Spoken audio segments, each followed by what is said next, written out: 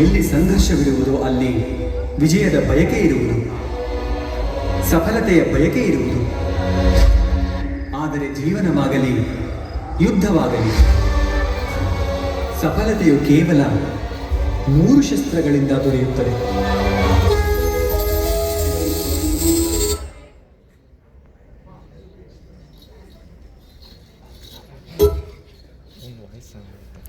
ಜೀವಗಳ್ಳನಂತೆ ನೀರಿನೊಳಗೆ ಅಡಗಿಕೊಂಡಿರುವ ಆ ದುರ್ಯೋಧನನನ್ನು ನಿನ್ನ ಮನುಷ್ಯಾದ ಶಬ್ದಗಳಿಂದ ರೇಗಿಸಿ ರೇಗಿಸಿ ಬಯಲಿಗೆ ಎಳೆ. ಎಲವೋ ಕಾಲಾಗ್ನಿ, ಜೂಜಿನ ಜಾಲದಲ್ಲಿ ನಮ್ಮನ್ನು ಸಿಲಕಿಸಿ ಅಡವಿಗಟ್ಟಿ ಅಟ್ಟಹಾಸದಿಂದ ಬೀಗುತ್ತಿದ್ದ ಆ ನಿನ್ನ ಪಂಥ ಪರಾಕ್ರಮ ಈಗೆಲ್ಲಿ ಅಡಗಿ ಮಾಯವಾಯಿತು? ಅರಗಿನ ಮನೆಯಲ್ಲಿ ನಮ್ಮನ್ನು ಸುಟ್ಟು ಭಸ್ಮ ಮಾಡಬೇಕೆಂದು ಬಂದಿದ್ದ ಆ ನಿನ್ನ ಶೌರ್ಯ ಧೈರ್ಯ ಈಗೆಲ್ಲಿ ಅಡಗಿ ಹೋಯಿತು? ಅಂದಿನ ಸೆಳೆಯ ಸೀರೆಯ ಸಮಯದೋಳ್ ಸೊಕ್ಕಿನಿಂದಿರ್ಪ ದುಶ್ಯಾಸನನ ಜನರಕ್ತ. ಅಂದಿನ ಸೆಳೆಯ ಸೀರೆಯ ಸಭೆಯೋಳ್ ದ್ರೌಪದಿಯನು ತನ್ನ ತೊಡೆಯ ಮೇಲೆ ಕುಳ್ಳೆರಿಸಿಂದು ಹೊಗಳುತ್ತಿದ್ದ ಆ ನಿನ್ನ ಸೊಕ್ಕಿನ ಮಾತುಗಳು ಈ ಎಲ್ಲಿ ಅಡಗಿ ಮಾಯವಾಗಿ ಹೋದವು? ಅಂದಿನ ಶ್ರೀಕೃಷ್ಣ ಪರಮಾತ್ಮ ಸಂಧಾನದ ಸಭೆಯಲ್ಲಿ ಶ್ರೀಕೃಷ್ಣ ಪರಮಾತ್ಮನನ್ನೇ ಅಪಮಾನಗೊಳಿಸಿ ಸೂಜಿಗೆಟಕುವಷ್ಟು ಮಣ್ಣು ಕೂಡ ದಟ್ಟುವುದಿಲ್ಲವೆಂದು ಸೊಕ್ಕಿನಿಂದ ಸಿಕ್ಕಂತೆ ಹೊಗಳುತ್ತಿದ್ದ ಆ ನಿನ್ನ ಸೊಕ್ಕಿನ ಮಾತುಗಳು ಈ ಎಲ್ಲಿ ಅಡಗಿ ಮಾಯವಾಗಿ ಹೋದವು? ನಿನ್ನ ಗೆಳೆಯ ಕರ್ಣನೀಗಿಲ್ಲ, ನಿನ್ನ ಮಾವ ಶಕುನಿಯೂ ಇಲ್ಲ, ನಿನ್ನ ತಮ್ಮ ದುಶ್ಯಾಸನನೂ ಈಗಿಲ್ಲ. ಎಲ್ಲರನ್ನೂ ಕಳೆದುಕೊಂಡು ಅಷ್ಟೈಶ್ವರ್ಯವನ್ನೆಲ್ಲ ಹಾಳು ಮಾಡಿಕೊಂಡು ಈ ವದಾದಿಯಲ್ಲಿ ನೀರಿನ ಲೇಖೆ ಮೊಸಳೆಯಂತೆ ಅಡಗಿರುವೆ. ಜೀವಗಲ್ಲ, ನೀನು ನಿಜವಾಗಿಯೂ ಪರಾಕ್ರಮವಂತನಾಗಿದ್ದರೆ, ನೀನು ನಿಜವಾಗಿಯೂ ಮಲ್ಲರ ಮಲ್ಲ ಎಂಬ ಬಿರುದಾಂಕಿತನಾಗಿದ್ದರೆ ಹೊರಗೆ ಬಾ, ಹೊರಗೆ ಬಾ, ಕಾಂಡ ಕಾಂಡ, ಹೊರಗೆ ಬಾ ಅದಾಮ.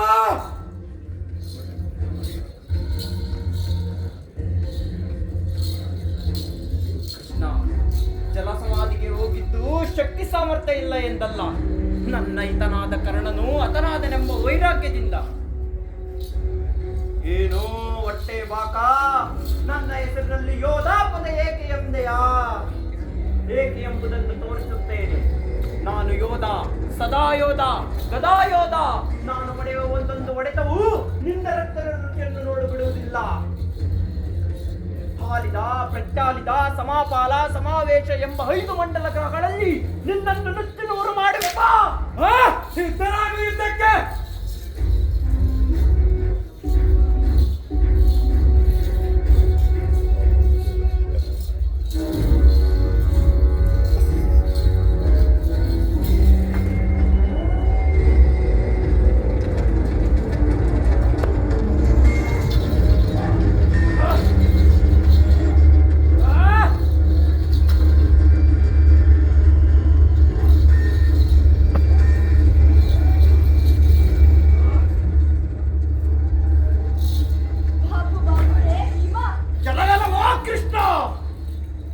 ಕಣ್ಸನ್ನೆಯಲ್ಲಿ ಕಡೆಗೆ ಹೊಡೆ ಎಂದು ಕಣ್ಸನ್ನೆ ಮಾಡುವೆಯೋ? ಕಪಟಿ, ವಂಚಕಿ, ಮೋಸಗಾರ. ಹೆಲವೋ ದುರ್ಯೋಧನ, ಅಂದಿನ ದ್ರೌಪದಿಯ ಸೆರೆ ಸೀರೆ ಸಮುದಾಯದ ಸಭೆಯೋಳು ನೀನು ಸೊಕ್ಕಿನಿಂದ ತೊಡೆಯನ್ನು ಚಪ್ಪರಿಸಿಕೊಂಡಿದ್ದೆಯಲ್ಲವೇ? ಇಂದು ನಾವು ಅದನ್ನ ಭೀಮನ ನೆನಪಿಗೆ ತಂದುಕೊಟ್ಟೆವು ಅಷ್ಟೇ. ಮಾಯಾವಿ, ನಿನ್ನ ಕಪಟತನವನ್ನು ನಾನೇನು ಬಲ್ಲೆನು? ಸಿದ್ಧರಾಗಿದ್ದಕ್ಕೆ ಆಗೋ.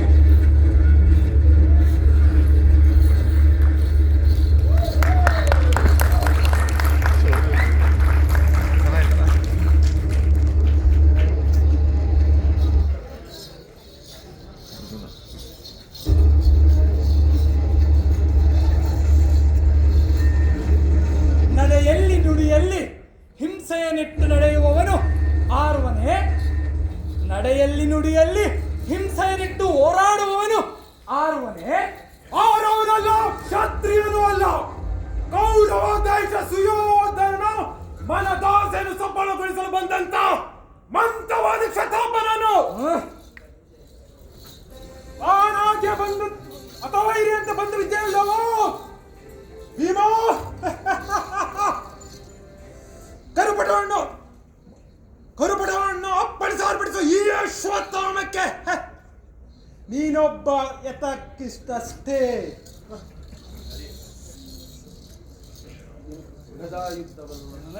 ಗದಾ ಯುದ್ಧ ಬಲ್ಲ ನಿನಗೆ ಮಲ್ಲ ಯುದ್ಧ ಬಲ್ಲ ನಿನಗೆ ಈ ಬಿಲ್ವಿದ್ಯೆ ಈ ಬಿಲ್ವಿದ್ಯೆ ಗೊತ್ತಿರುವುದಕ್ಕೆ ಸಾಧ್ಯವೇ ಇಲ್ಲ. ಬಂಡಿಯನ್ನು ತಿಂದು ಬೆಟ್ಟದಿಂದ ಬೆಳೆದ ಆ ಬಕಾಸೂರನಲ್ಲ ಈ ಅಶ್ವತ್ಥಾಮ. ಸತ್ಯನಾಗು ಯುದ್ಧಕ್ಕೆ ನಾನು ನೀನು ನೋಡೇ ಬಿಡುವ. ಬಿಲ್ವಿದ್ಯೆಯೋ ಬಲ್ಲದವನಾಗಿದ್ದರು ಬಿಲ್ವಿದ್ಯೆಯನ್ನು ಬಲ್ಲೆ ಸಾಕಷ್ಟು ನಿನ್ನೆದೇಗಪ್ಪನ್ನು ಸೀಳುವಷ್ಟು. ಓ ಅಶ್ವತ್ಥಾಮ, ಬರೀ ಡೊಳ್ಳು ಮೈಯ ಬರಿದೆಲೆಯ ಒಣಗು ಬೀರನಲ್ಲ ಈ ಭೀಮ. ಸಿದ್ಧನಾಗು ಯುದ್ಧಕ್ಕೆ.